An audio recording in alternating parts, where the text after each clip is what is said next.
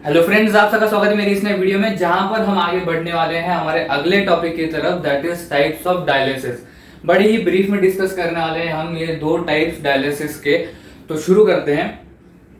तो जैसे कि हमने पहले भी डिस्कस किया था, जब डायलिसिस का हमने टॉपिक चालू किया था, नया टॉपिक, तो उसमें हमने डिस्कस किया था कि क्या क्या टाइप्स हैं, ब्रीफली, बहुत ही ब्रीफली, और इसमें हम थोड़ा सा डिटेल में जाने वाले हैं। सो बेसिकली वहां पर एक बात हुई थी, एक स्टेटमेंट था जो बहुत ही इंपॉर्टेंट था, दैट इज हेमोडायलिसिस हो या पेरिटोनियल डायलिसिस हो, दोनों का तरीका बहुत ही डिफरेंट हो, भले ही कुछ भी हो, पर फाइनल जो मोटिव है उसके पीछे और जो एंड रिजल्ट चाहिए वो क्या है कि जो वेस्ट सब्सटेंसेस हैं उसको बॉडी में से बाहर निकालना। ये हमारा पेरिटोनियल हो या हेमोडायलिसिस हो, दोनों में से कोई भी ऑप्ट करे पेशेंट, उसमें से सिर्फ एक ही मोटिव है, एक ही एंड रिजल्ट चाहिए, that is waste substances body में से बाहर निकले। अब इन दोनों में से कौन सा चूज करना है, जो भी आप बोल सकते हो पेशेंट है उसको कौन सा चूज करना है, इट्स ऑन दैट पेशेंट की पेरिटोनियल डायलिसिस परफॉर्म करवाना है या फिर हेमोडायलिसिस परफॉर्म करवाना है, because both are not same.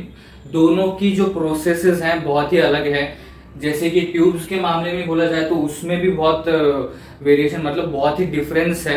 Okay, सो फिर हेमोडायलिसिस हो या पेरिटोनियल डायलिसिस हो, डायलिसिस का एक ही मोटिव है एट द एंड कि जो वेस्ट सब्सटेंसेस हैं उसको बॉडी में से बाहर निकालना। ओके, सो अब सबसे पहले आते हैं हेमोडायलिसिस की तरफ। ओके, दो टाइप होने वाले हैं डायलिसिस के जो हम डिस्कस करने वाले हैं, दैट इज हेमोडायलिसिस और पेरिटोनियल डायलिसिस। ठीक है, सबसे पहले हेमोडायलिसिस की तरफ आते हैं, दैट इज बेसिक एलिमेंट्स देख लेते हैं। बेसिक एलिमेंट्स मतलब क्या कि इसमें कौन कौन सी चीजें यूज हो रही है या ऐसी कौन कौन सी चीज हैं जिसके ऊपर ये पूरा हेमोडायलिसिस डिपेंड करता है। दैट इज सबसे पहले जो ट्यूब्स होती है, इसमें जो यूज होती है ट्यूब्स, जो एक्सटर्नल मशीन है और जो ह्यूमन बॉडी इसको कनेक्ट करती है, तो ट्यूब का बहुत ही इंपॉर्टेंट रोल प्ले होता है यहाँ पर, बिकॉज अगर कनेक्ट नहीं होगा, बिकॉज ये इंटरनली कुछ नहीं हो रहा, एक्सटर्नली हो रहा है। जो हेमोडायलिसिस है वो एक्सटर्नली हो रहा है। जो मशीन है जिसको हम आर्टिफिशियल किडनी बोलते हैं, जिसके बारे में हम डिस्कस करेंगे, तो वो एक्सटर्नल है। ओके, सो उसको बॉडी के साथ कनेक्ट करना है, तो वो कैसे होता है, ट्यूब्स के थ्रू।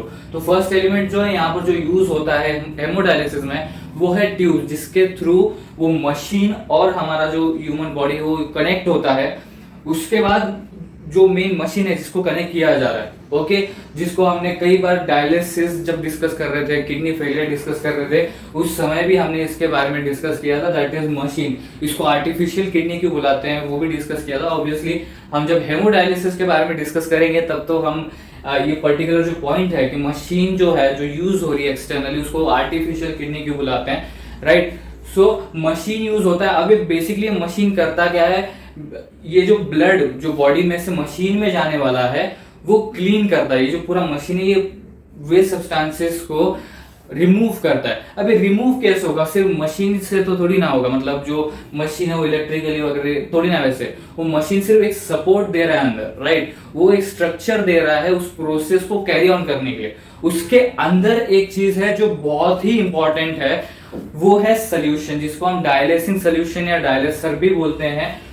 सो डायलिसिंग सोल्यूशन है यहाँ पर। अब इसके अंदर कौन कौन से कंपोनेंट्स हैं या कौन कौन से कंपाउंड्स, ये सारी चीजें हम डिस्कस करने वाले हैं डिटेल में, बस यहाँ पर ब्रीफ में, बहुत ही ब्रीफ में डिस्कस करने वाले हैं।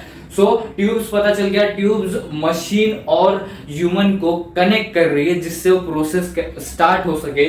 उसके बाद वो मशीन है जो स्ट्रक्चर दे रहा है उस प्रोसेस को कैरी ऑन करने के लिए, और उस मशीन के अंदर बहुत ही एक इंपॉर्टेंट चीज है जिसको हम सोल्यूशन बोलते हैं। ये सोल्यूशन सारा का सारा यहाँ पर खेल करता है, राइट। सो ये बेसिक एलिमेंट्स हैं जो हेमोडायलिसिस में यूज होते हैं, दैट इज जो मेन एलिमेंट्स हैं, ट्यूब, मशीन जिसको हम आर्टिफिशियल किडनी बोलते हैं, और सोल्यूशन, ये तीन चीजें।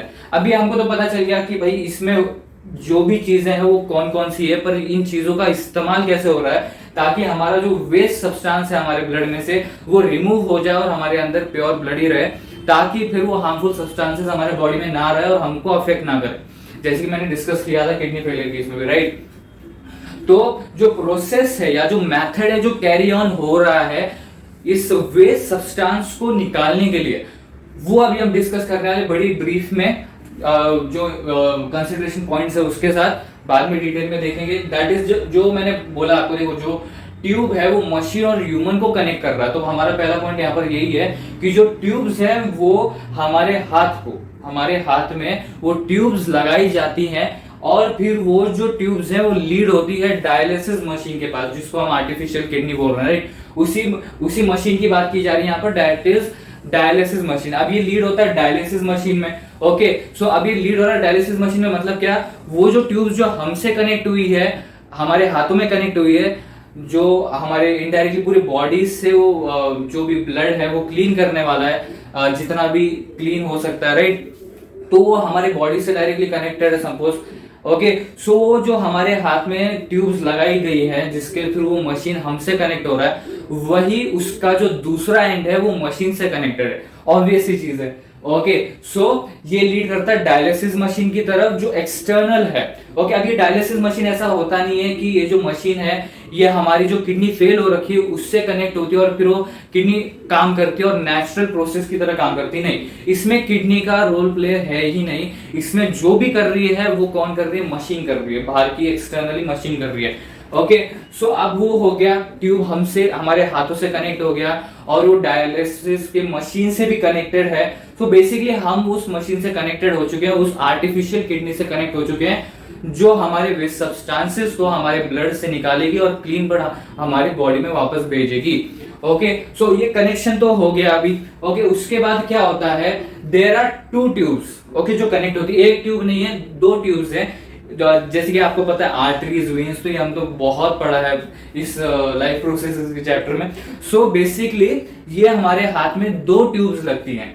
एक ट्यूब होती है जो ब्लड को लेके जाती है मशीन में। अब ये जो ब्लड जा रहा है मशीन में, इसमें वेस्ट सब्सटेंसेस होते हैं, that is excess water and जो भी आप बोल सकते हो उसके अंदर जो वेस्ट सब्सटेंसेस हैं, वो वाला ब्लड जाता है मशीन में। और जो दूसरा ट्यूब कनेक्ट हुआ है वो क्लीन ब्लड को ला रहा है। मतलब एक जो ट्यूब है वो डर्ट, फुल ऑफ डर्ट वाला ब्लड लेके जा रहा है और जो दूसरा ट्यूब है वो मशीन से यहां पर उस ट्यूब को ला रहा है। तो बेसिकली यहां पर हो क्या रहा है, एक जो ट्यूब है यहां पर, जैसे कि मैंने बोला दो ट्यूब्स हैं, एक जो ट्यूब है वो डर्टी ब्लड लेके जाने, dirty blood in sense what, excess water और उसके अंदर के वेस्ट सब्सटेंसेस, ओके, ये लेके जा रहे हैं मशीन के अंदर। और जो दूसरा ट्यूब है वो क्लीन ब्लड को ला रहा है। ऑब्वियसली अब तक तो समझ में आ गया होगा, but now we will go through the means एक छोटा सा डायग्राम बना के देखते हैं, राइट।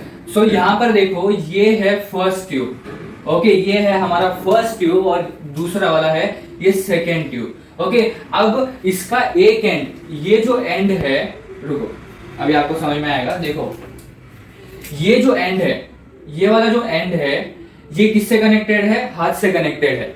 और ये वाला जो एंड है ये किससे कनेक्टेड है, मशीन से कनेक्टेड है। मशीन को एम से डोनेट करते हैं डायरेक्ट, और ये वाला एच से डोनेट करते हैं। सो ये वाला एंड जो है ये हाथ से कनेक्टेड है, ये वाला एंड जो है ये मशीन से कनेक्टेड है। अब जब ये वाला जो फर्स्ट ट्यूब है, देखो ये वाला फर्स्ट ट्यूब है, ओके, और ये वाला हमारा सेकेंड ट्यूब है, ओके। सो अब यहां से ब्लड जाएगा डर्टी वाला, ओके, ये जो फर्स्ट ट्यूब है ये डर्टी ब्लड लेके जाएगा कहां पर, मशीन के अंदर।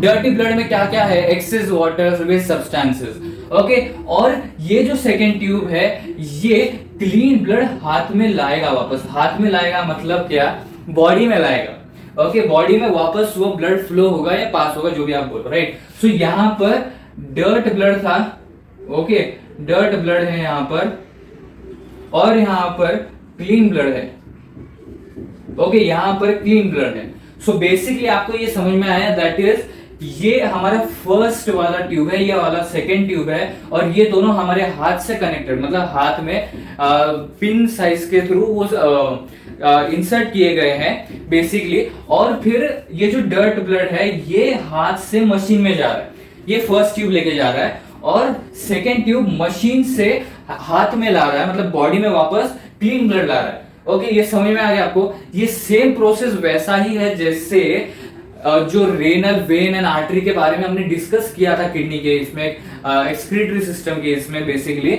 सो उसमें क्या था, जो रेनल्स है वो ब्लड लाते हैं, किडनी के अंदर जो नेफ्रॉन है वो उस ब्लड को क्लीन करते हैं और जो क्लीन ब्लड है वो वापस बॉडी में जाता है। ओके, सो उधर वो वाला फंडामेंटल चलता था, यहाँ पर थोड़ा अलग स्ट्रक्चर है, दैट इज जो डर्ट ब्लड है वो एक ट्यूब से जा रहा है और क्लीन ब्लड दूसरे ट्यूब से वापस आ रहा है। ओके, ये आपको समझ में आ गया बेसिकली।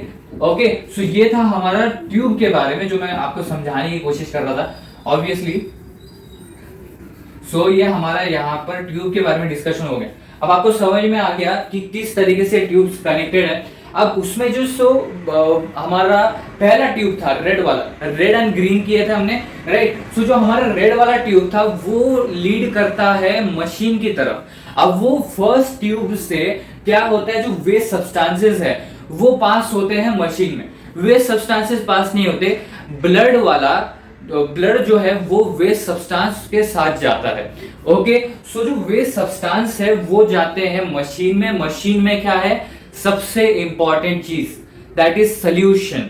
ओके, अभी सोल्यूशन में कुछ कंपोनेंट्स होते हैं, कुछ कंपाउंड्स आप बोल सकते हो, ऐसी कुछ चीजें, ऐसे कुछ एलिमेंट्स होते हैं जो इस वेस्ट सब्सटेंस को अपने अंदर डिसॉल्व कर लेते हैं।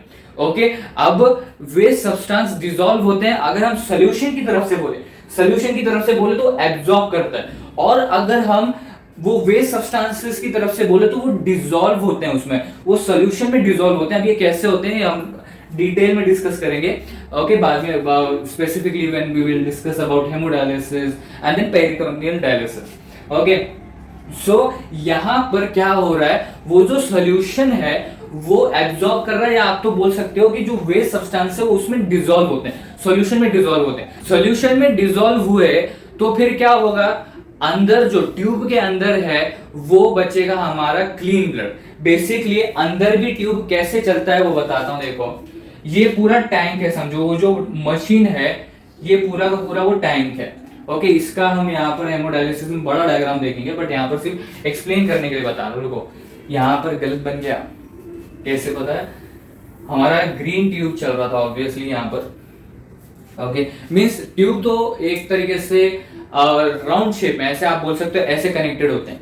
ओके, बाहर हमको दो ट्यूब दिख रहे होते हैं, अंदर पूरा एक रिंग टाइप चल रहा होता है ऑब्वियसली।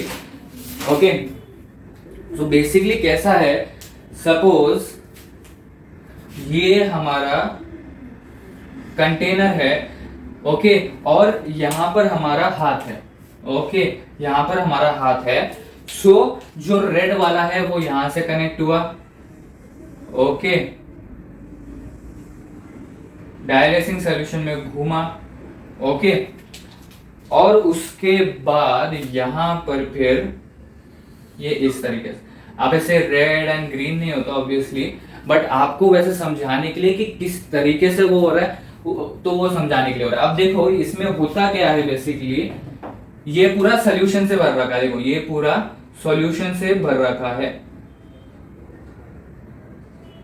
ओके, ये पूरा का पूरा सॉल्यूशन से भर रखा है टैंक। अब यहाँ पर क्या हो रहा है, डर्ट ब्लड जा रहा है इसके अंदर। ओके, अब यहाँ पर क्या होता है, ये जो सॉल्यूशन भर रखा है इसमें, तो इसके अंदर जो ब्लड फ्लो कर रहा है ये डिसॉल्व होता है अपने सॉल्यूशन में, बिकॉज उसमें कुछ ऐसे एलिमेंट्स होते हैं जो इस वेस्ट सब्सटेंसेस को बोल सकते हो कि प्रोवोक करता है कि वो उसमें डिसॉल्व हो। ओके, ये एक डिफरेंट वे में बोला, बट साइंटिफिकली बोला जाए तो यहाँ पर इसके अंदर कुछ एलिमेंट्स होते हैं जिसके वजह से वेस्ट सब्सटेंसेस इसके अंदर डिसॉल्व होते हैं। ओके, अब इसके अंदर डिसॉल्व हो गए तो अब इसके अंदर क्या होगा, फिर इसके अंदर सिर्फ क्लीन ब्लड होगा। ओके, इसके अंदर क्या होगा, सिर्फ क्लीन ब्लड होगा। सो अब इसके अंदर डिसॉल्व हो जाने के बाद फिर यहां से जो खराब वाला सॉल्यूशन है वो बाहर निकल जाता है। ओके, अभी हम डिटेल में डिस्कस करेंगे कि कैसे हो रहा है, बट यहाँ पर मैं एक बेसिक डायग्राम के थ्रू आपको समझाने की कोशिश कर रहा हूँ कि कैसे यहाँ पर हो रहा है। तो यहाँ पर आया, डिसॉल्व हुआ सॉल्यूशन में, तो बेसिकली अब ब्लड हमारा क्लीन हो चुका है। ओके, सो वो क्लीन ब्लड है वो वापस हमारे आर्म के थ्रू बॉडी में आएगा, मतलब बॉडी में वापस पास हो जाएगा। ओके, तो ये आपको समझ में आ रहा है कैसे हो रहा है ये। ओके, ये हमारा हाथ है। ओके, तो यहां से एक जो ट्यूब है पूरा, ओके, वो कनेक्टेड है इस तरीके से। ओके, सो सपोज यहां से डर्ट ब्लड गया, वो सोल्यूशन के थ्रू वहां पर वो सोल्यूशन क्या करेगा, उसको अपने अंदर डिसॉल्व करवा देगा और फिर वो वेस्ट सब्सटेंसेस डिसॉल्व होंगे तो ब्लड क्लीन हो गया। अब वो ब्लड क्लीन हुआ तो वो वापस हाथ में आ जाएगा, मतलब बॉडी में वापस पास होगा। सो बेसिकली जो भी आपको यहाँ पर राइटिंग दिख रहा है प्रोसेस या मेथड में, बेसिकली यही हो रहा है हेमोडायलिसिस में। ओके, हेमोडायलिसिस में यही हो रहा है। बस अभी आगे जब हम डिटेल में डिस्कस करेंगे उसमें क्या एलिमेंट्स होते हैं, जो मशीन है उसके अंदर स्ट्रक्चर कैसा है, उसके अंदर एक्चुअल में हो क्या रहा है, वो डायलिसिंग सोल्यूशन क्या होता है, वो सारी चीजें हम उसमें डिस्कस करेंगे। यहाँ पर हम ऊपर से पूरे प्रोसेस को कवर कर रहे हैं ताकि आपके दिमाग में वो बेसिक स्ट्रक्चर, उस पूरे प्रोसेस का बेसिक स्ट्रक्चर डेवलप हो जाए, जिसके थ्रू आप डिटेल में जब समझोगे तो इजीली होगा। ओके, डिटेल में इजीली समझ जाओगे। सो बेसिकली क्या हुआ, हम यहाँ पर थे, वेस्ट सब्सटेंसेस सोल्यूशन में पास होते हैं, फिर वो सोल्यूशन में डिसॉल्व होते हैं। अब जो ब्लड है वो क्या हो गया, क्लीन हो गया। अब जैसे कि मैं बोला, एक दूसरी तरफ अनदर वे होता है। ओके, एक और ओपनिंग होता है उस मशीन में जिसके थ्रू वो जो डर्ट वाला सोल्यूशन होता है, वेस्ट सब्सटेंसेस वाला सोल्यूशन होता है, वो मशीन से रिमूव होता है और फिर दूसरे ओपनिंग से क्या होता है, दूसरे ओपनिंग से नया सोल्यूशन आता है। ओके, और इस तरीके से पूरा प्रोसेस कैरी ऑन होते जाता है जब तक ब्लड क्लीन नहीं हो जाता। ओके, ये बात समझ में आ गई।